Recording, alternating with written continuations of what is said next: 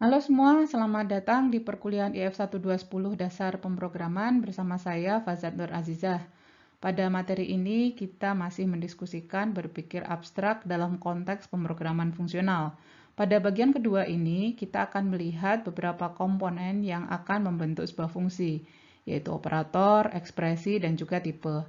Lalu kita juga akan melihat bagaimana penulisan kode program dalam bentuk fungsi dalam konteks pemrograman fungsional. Pertama kita akan membahas tentang operator. Nah, teknologi komputer itu memiliki sebuah komponen yang bernama ALU atau Arithmetic and Logic Unit. Nah, komponen ini menyebabkan komputer sudah mampu untuk melakukan beberapa perhitungan numerik dan operasi logika paling dasar, sehingga ketika membuat program, programmer tidak perlu kemudian mengurusi bagaimana melakukan perhitungan numerik dan operasi logika dasar ini. Nah, perhitungan ini atau operasi-operasi terhadap data numerik dan operasi logika tadi membutuhkan yang disebut sebagai operator. Operator adalah sesuatu yang dipakai untuk mengoperasikan nilai-nilai dalam tipe tertentu. Contohnya di sini kita memiliki fungsi pangkat 3 terhadap nilai X yang diimplementasikan sebagai X kali X kali X. Nah, di sini kita memiliki sebuah operator yaitu kali yang beroperasi terhadap tipe numerik, misalnya integer atau real. Nah, operator ini hanya dapat dioperasikan terhadap tipe dasar, yaitu tipe numerik misalnya integer atau real, karakter, dan juga boolean. Nah, operator tertentu akan harus kemudian dioperasikan terhadap data-data dengan tipe tertentu. Selanjutnya, kita akan mendiskusikan yang disebut sebagai ekspresi. Nah, ekspresi adalah gabungan antara operan dan operator. Seperti didiskusikan sebelumnya, operator bekerja mengoperasikan nilai bertipe tertentu. Nilai yang dioperasikan ini yang disebut sebagai operan. Definisi operator di sini dapat diperluas menjadi fungsi karena pada dasarnya operator adalah fungsi juga.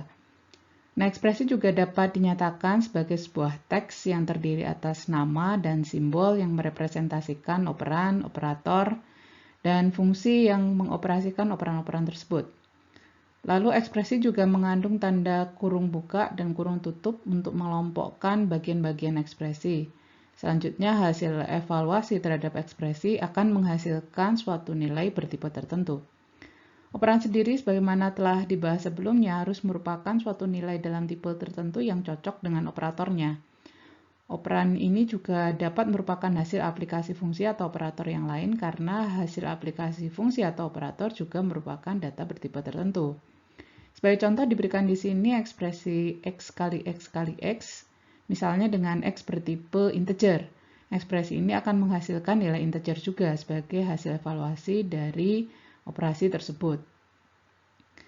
Nah, hasil evaluasi terhadap ekspresi dasar, yaitu ekspresi yang terdiri atas operator dasar dan data bertipe dasar juga akan menghasilkan data bertipe dasar, misalnya data bertipe numerik atau boolean. Nah, dalam konteks pemrograman fungsional, program nantinya akan direalisasikan dalam bentuk ekspresi fungsional. Ada beberapa jenis ekspresi fungsional yang akan kita bahas sepanjang perkuliahan IF 1210, yaitu yang pertama disebut sebagai ekspresi numerik atau aritmatika dan ekspresi boolean sebagai ekspresi dasar. Ekspresi numerik menghasilkan nilai bertipe numerik. Dengan demikian operatornya harus yang dapat menghasilkan nilai numerik. Nah, ekspresi boolean menghasilkan nilai bertipe boolean alias true atau false. Ekspresi kondisional adalah ekspresi yang hasil evaluasinya tergantung pada hasil evaluasi beberapa kondisi. Kita akan bahas ini secara lebih detail pada bagian berikutnya dari materi ini. Terakhir adalah yang disebut sebagai ekspresi rekursif.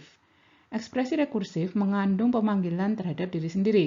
Kita akan bahas ini lebih lanjut di bagian materi yang lain setelah mengenal yang disebut sebagai analisis recurrence. Sebagaimana telah didiskusikan sebelumnya, kita sebetulnya bisa menyimpulkan bahwa operator sebenarnya adalah fungsi juga, namun fungsi yang paling dasar karena sudah disediakan secara default oleh komputer. Ada 3 jenis operator yang kita kenal. Yang pertama disebut sebagai operator aritmatika. Operator aritmatika menjalankan operasi-operasi dasar aritmatika dengan operan bertipe numerik, yaitu integer atau real, dan menghasilkan nilai bertipe numerik pula. Operator-operator aritmatika dasar adalah kali, bagi, tambah, kurang, mod, dan div yang diberikan dalam bentuk notasi fungsional seperti di sini. Nah, berikut ini adalah contoh ekspresi aritmatika dan hasil evaluasinya. Nah, dalam Haskell, operator aritmatika dituliskan mirip seperti dalam notasi fungsional dengan catatan bahwa operator mod dan div bentuknya adalah fungsi, sehingga pemanggilannya adalah dalam notasi prefix, sementara operator lain dalam bentuk notasi infix. Kita akan lihat kembali penulisan notasi ini sebentar lagi. Nah, kelompok operator yang kedua adalah operator relasional. Operator relasional mengoperasikan operan bertipe numerik, tetapi menghasilkan nilai boolean, yaitu true atau false. Operasi relasional dasar adalah kurang dari, lebih dari, sama dengan, kurang dari sama dengan, lebih dari sama dengan, dan tidak sama dengan. Di sini cara menuliskan operator relasional dalam notasi fungsional diberikan. Sedangkan dalam notasi Haskell, kita menggunakan teks seperti yang ada di sini. Operator relasional seluruhnya dituliskan dalam bentuk notasi infix. Kita akan lihat ini sebentar lagi. Kelompok operator yang terakhir adalah kelompok operator boolean yang menghasilkan nilai boolean atau true dan false. Kelompok operator boolean terdiri atas 3 buah operator yaitu AND, OR, dan NOT. Dalam Haskell, kita menuliskan operator boolean seperti yang terlihat di sini. Nah, di sini dapat dilihat juga contoh menuliskan ekspresi boolean dengan menggunakan operator boolean dalam notasi fungsional dan juga dalam notasi Haskell. Hasil evaluasi terhadap ekspresi yang mengandung operator boolean adalah true atau false. Berkaitan dengan cara penulisan ekspresi, ada 3 jenis cara menuliskan ekspresi, yaitu infix, prefix, dan postfix. Pada cara penulisan ekspresi secara infix, jika kita memiliki operator dengan 2 operan, maka operator tersebut dituliskan di tengah kedua operannya. Seperti dapat dilihat pada contoh ekspresi aritmatika berikut, operator plus dan kali dituliskan di tengah di antara operan-operannya. Atau pada ekspresi boolean berikut, operator kurang dari dituliskan di tengah operan 3 dan 5. Pada cara penulisan secara prefix, operator dituliskan sebelum operan-operannya, seperti yang dapat dilihat pada contoh ekspresi aritmatika berikut atau dalam contoh ekspresi boolean berikut. Salah satu bahasa pemrograman yang terkenal menggunakan notasi prefix adalah Lisp. Pada cara penulisan secara postfix, operator dituliskan di akhir, setelah operan-operannya, seperti dapat dilihat pada contoh berikut. Nah, bagaimana dengan cara penulisan ekspresi di notasi fungsional dan Haskell? Nah, kedua-duanya menggunakan cara penulisan secara infix untuk operator-operator dasar. Operan dan hasil dari ekspresi harus berada dalam suatu tipe tertentu. Demikian pula, domain dan range yang didefinisikan untuk fungsi juga harus berada dalam suatu tipe tertentu. Tipe pada dasarnya adalah himpunan nilai yang terdefinisi untuk tipe tersebut berikut kumpulan operator yang berkaitan dengan nilai-nilai tersebut. Sebagai contoh, tipe integer terdefinisi sebagai himpunan nilai bilangan bulat dari minus tahingga hingga plus tahingga. Operator yang berlaku pada tipe integer antara lain adalah kali, bagi, tambah, kurang, kurang dari, sama dengan, dan sebagainya. Nah, dalam konteks pemrograman fungsional, operator sering didefinisikan dalam bentuk fungsi, khususnya jika kita harus membuat operator atau fungsi dari tipe yang kita definisikan sendiri. Secara umum, ada 2 jenis tipe. Jenis tipe yang pertama disebut sebagai tipe dasar, yaitu tipe yang sudah disediakan oleh komputer, yaitu integer, real, karakter, string, dan boolean. Nah, dalam Haskell kita menggunakan tipe int untuk tipe integer, float untuk tipe real, char untuk tipe karakter, string untuk tipe string, dan bool untuk tipe boolean. Jenis tipe yang kedua adalah tipe bentukan, sering juga disebut tipe komposit atau record. Tipe ini harus dibuat sendiri oleh programmer. Manfaat membuat tipe bentukan ini sangat besar dalam abstraksi data. Tapi dalam pemrograman fungsional ini kita tidak akan sampai pada membahas mengenai tipe bentukan. Kita hanya akan menggunakan tipe dasar saja. Setelah kita mendiskusikan komponen-komponen yang membentuk fungsi, yaitu operator, ekspresi, dan tipe data, kita sekarang mulai masuk pada bahasan utama kita, yaitu bagaimana menuliskan kode program dalam pemrograman fungsional. Sebagaimana telah dijelaskan sebelumnya, yang disebut memprogram dalam pemrograman fungsional pada hakikatnya adalah merakit fungsi yang melakukan transformasi dari suatu keadaan awal ke keadaan akhir. Dengan demikian, kode program dalam program fungsional akan menjabarkan hal ini pula. Pertama, kita akan melihat bagaimana konsep menuliskan fungsi dengan menggunakan notasi fungsional. Dalam menuliskan fungsi, ada beberapa elemen program yang harus kita tuliskan. Bagian yang pertama disebut sebagai definisi fungsi. Definisi fungsi berperan dalam memberikan identitas fungsi karena di sini diberikan nama fungsi dan dideskripsikan pula domain dan range dari fungsi. Domain menyatakan parameter input fungsi, sementara range menyatakan hasil dari fungsi ini dalam tipe apa. Sebagai contoh, di sini diberikan fungsi pangkat 3 dengan domain integer dan range integer. Dalam notasi fungsional, definisi dituliskan sebagai contoh berikut. Nama dipisahkan dengan titik 2 dengan domain dan range, dan antara domain dan range dipisahkan dengan tanda panah ke kanan. Elemen berikutnya yang harus dituliskan juga dalam fungsi adalah spesifikasi fungsi, yang menjelaskan apa yang dikerjakan oleh fungsi. Spesifikasi fungsi ini penting sekali karena disinilah programmer menyatakan dalam bahasa manusia apa yang dia ingin pengguna pahami tentang fungsi ini. Sebagai contoh, di sini diberikan spesifikasi fungsi pangkat 3x, yaitu menghitung pangkat 3 dari x. Dalam spesifikasi nama fungsi berikut parameter yang nanti digunakan dalam realisasi sering sudah disebutkan untuk memberikan kejelasan dalam menyampaikan spesifikasi. Nah, dalam spesifikasi seringkali kita juga menuliskan berbagai batasan dan asumsi yang berlaku. Kita sering menyebut batasan dan asumsi ini sebagai prekondisi.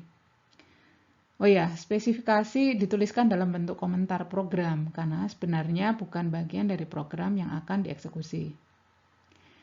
Bagian berikutnya adalah realisasi. Pada bagian inilah implementasi hasil rakitan untuk transformasi dari keadaan awal menjadi keadaan akhir dalam bentuk ekspresi fungsional dituliskan. Inilah bagian kode program yang sebenarnya. Sebagai contoh di sini fungsi pangkat 3 direalisasikan sebagai ekspresi x kali x kali x, maka dituliskan dengan cara seperti ini dalam notasi fungsional. Bagian terakhir dari kode program fungsional adalah aplikasi. Pada bagian ini diberikan contoh bagaimana fungsi dipakai. Sebagai contoh di sini, fungsi pangkat 3 dipakai dalam ekspresi di mana pangkat 3 dari 3 dijumlahkan dengan pangkat 3 dari min 5. Kadang-kadang penulisan aplikasi ini juga perlu dilengkapi dengan hasil ekspresi untuk memberikan gambaran lebih lengkap tentang bagaimana fungsi ini bekerja. Untuk penulisan programnya, keempat bagian tersebut disusun sebagai berikut. Di bagian paling atas diberikan judul fungsi yang memberikan deskripsi singkat apa yang dilakukan fungsi, diikuti oleh nama fungsi dan list parameternya. Selanjutnya, definisi dan spesifikasi fungsi dituliskan dalam satu blok definisi dan spesifikasi sebagai berikut. Spesifikasi dituliskan dalam bentuk komentar. Di bagian berikutnya kita menuliskan realisasi dari program dalam blok realisasi, dan terakhir kita tuliskan daftar contoh aplikasi fungsi dalam blok aplikasi. Bagian judul, definisi, dan spesifikasi adalah bagian dari kode program yang akan kita gunakan untuk berkomunikasi dengan dunia luar, dengan para pengguna fungsi. Dengan demikian penting untuk tidak hanya akurat dalam menentukan definisi domain dan range fungsi, tetapi juga untuk memberikan nama yang tepat pada fungsi dan spesifikasi yang jelas, sehingga pengguna fungsi tahu persis apa dan bagaimana memanfaatkan fungsi tersebut. Bagian realisasi fungsi tidak kita buka ke dunia luar, karena inilah source code. Inilah kode yang menjadi rahasia dapur dari programmer. Dan memang tidak perlu kita membuka kode program ke pengguna. Jika definisi dan spesifikasi program diberikan dengan akurat dan jelas, maka tidak perlu melihat kode program hanya untuk mengetahui apa yang dilakukan oleh program. Apalagi jika kemudian contoh aplikasi fungsi diberikan kepada user, maka penggunaan fungsi akan semakin jelas tanpa harus mengetahui realisasi dari fungsi tersebut. Bagaimana keempat komponen tersebut dituliskan dalam notasi Haskell? Pada prinsipnya, program dalam notasi Haskell juga memiliki struktur yang sama. Definisi fungsi dituliskan sebagai deklarasi nama, domain, dan range sama seperti notasi fungsional. Hanya simbol operator yang digunakan berbeda. Pemisah antara nama fungsi dengan domain dan range adalah ..2.2, sedangkan pemisah antara domain dan range adalah tanda panah yang terbuat dari dash dan tanda lebih besar. Spesifikasi juga harus dituliskan pada notasi Haskell. Nah, standar di perkuliahan ini, spesifikasi juga tetap harus selalu ditulis untuk memberikan penjelasan mengenai apa yang dilakukan oleh fungsi. Jangan sampai tidak menulis spesifikasi fungsi. Ini sering disepelekan oleh mahasiswa karena spesifikasi fungsi dituliskan dalam bentuk komentar, sehingga bukan merupakan bagian kode program yang akan dieksekusi. Namun demikian, spesifikasi ini wajib sebagai sarana dokumentasi fungsi dan sarana yang sangat penting untuk berkomunikasi dengan user fungsi. Realisasi fungsi adalah bagian program yang terdiri atas ekspresi fungsional dan jika dieksekusi akan menjadi solusi yang diberikan program. Pada notasi Haskell, bagian nama dan parameter fungsi dipisahkan dengan notasi sama dengan ekspresi fungsionalnya. Terakhir, bagian aplikasi fungsi memiliki tujuan yang sama, yaitu memperlihatkan bagaimana fungsi digunakan. Blok kode program dalam penulisan di notasi Haskell sebenarnya sama juga dengan blok program pada notasi fungsional. Hanya saja banyak bagian yang harus dituliskan dalam komentar. Pertama, judul disediakan dalam bentuk komentar. Kemudian definisi fungsi diberikan secara eksplisit dengan menggunakan sintaks notasi Haskell dan spesifikasi fungsi dituliskan dalam bentuk komentar. Realisasi adalah tempat penulisan kode program dalam bentuk ekspresi fungsional dan aplikasi adalah contoh bagaimana fungsi digunakan. Dalam program Haskell ini dituliskan dalam bentuk komentar juga, tapi pastikan sudah dicoba dijalankan ya. Sama seperti pada notasi fungsional, elemen-elemen program pada notasi Haskell juga memiliki tujuan yang sama. Bagian judul, definisi, dan spesifikasi digunakan untuk berkomunikasi dengan dunia luar, dibantu oleh contoh aplikasi. Sedangkan rahasia dapur yang tidak perlu dibuka keluar adalah bagian realisasi program. Demikian pembahasan bagian kedua mengenai berpikir abstrak dalam konteks pemrograman fungsional. Terima kasih.